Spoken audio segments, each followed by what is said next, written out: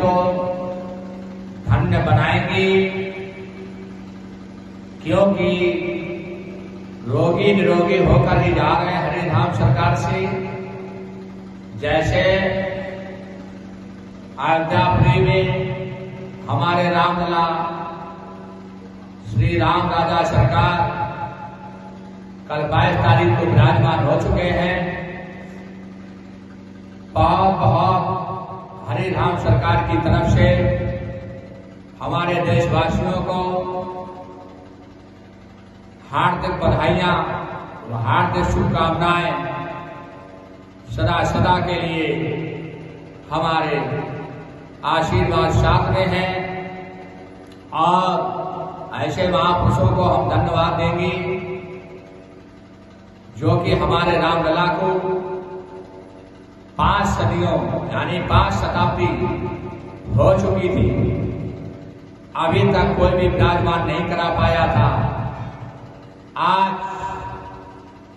हमारा जीवन धन्य हुआ, हमारे देशवासियों का जीवन धन्य हुआ, जो रामलला राम राजा सरकार अयोध्यापुरी राम राजा सरकार अयोध्यापुरी में विराजमान हो चुके हैं। देखिए, सनातन धर्म से हम आप सनातन हैं, सनातन धर्म नहीं होता तो आज हम आप सुरक्षित नहीं होते।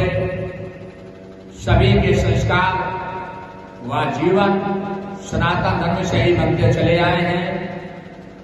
सभी भक्तों को सनातन धर्म नहीं भूलना चाहिए। जो सनातन धर्म को भूल जाता है वो दुनिया से सदा सदा के लिए विदा हो जाता है, क्योंकि बिना सनातन के मानव जीवन का जो आकार बना है वो असंभव होता है, असंभव है। इसलिए हम आप सनातनी हैं, सनातन का सम्मान करें, सनातन का कोई भी अपमान ना करे, क्योंकि वो अपनी करनी को ना बिगाड़े। लिखा भी है तुलसीदास जी ने रामायण में, जो जस करे सो तस फल शाखा। इसलिए जो जैसा करेगा वैसा फल पाता है। आगे हर प्राणी प्रत्येक प्राणी कर्म के अनुसार कर्म प्रधान विश्व रच राखा। कर्म अच्छे हैं तो अयोध्यापुरी आपके आत्मा में ही विराजमान हो जाएगी। जैसे प्रभु श्री राम सीता वीर हनुमंत लाल की सीने में विराजमान हो गए थे, यही तो बोला था उन्होंने, जय श्री राम, और अपना सीना फाड़ दिया था।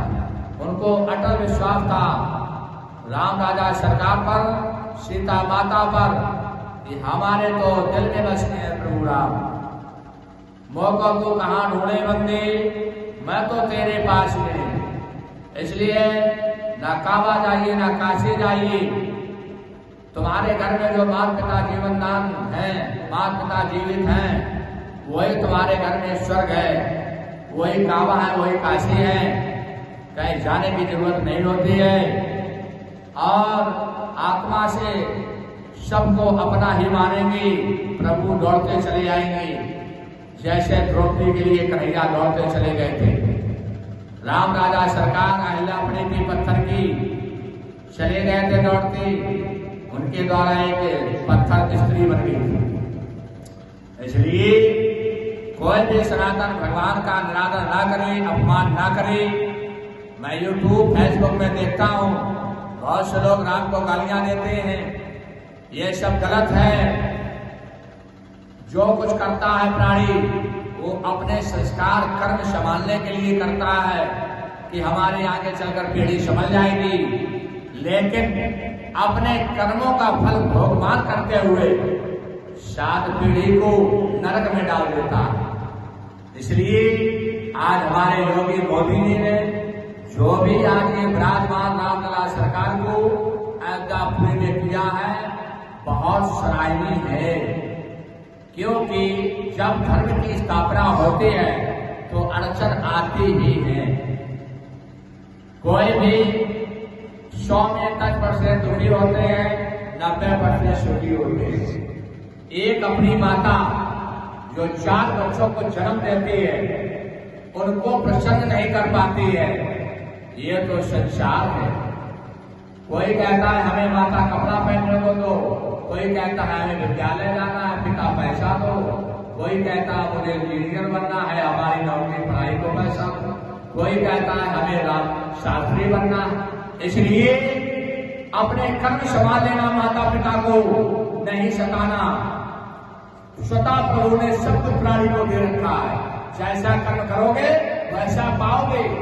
आज ये अपने कर्मों का फल भोगमान कर रहे हैं। कर्मों का फल योगी और मोगी, उनका कर्मों का फल है ये, जो आज क्या 5 शताब्दी से और कोई नए प्रधानमंत्री बने थे अभी तक, क्या मुख्यमंत्री नहीं बने थे, उन्हीं के द्वारा ये प्रतिमा स्थापित करनी थी। लेकिन नहीं, वो भगवान ने जिसको ललाट में लिख दिया कि तुम्हारे हाथों द्वारा ये भूमि में हमारी स्थापना होगी, तो उसी के द्वारा होगी। इसीलिए जैसे करनी वैसे बढ़नी। जय जय श्री राम। इसलिए हरे राम सरकार यही कहते हैं, सभी भक्त बनो, सभी सनातनी हो, अपने माता पिता का सम्मान करें, सभी निराकार ना हो, निरंकारी रहें और प्रभु का नाम ले, शाकाहार भोजन करें, कोई भी मांसाहारी भोजन ना करें, सभी शाकाहारी बने। जय जय श्री राम, जय जय हरे राम सरकार की जय हो, जय हो, जय हो।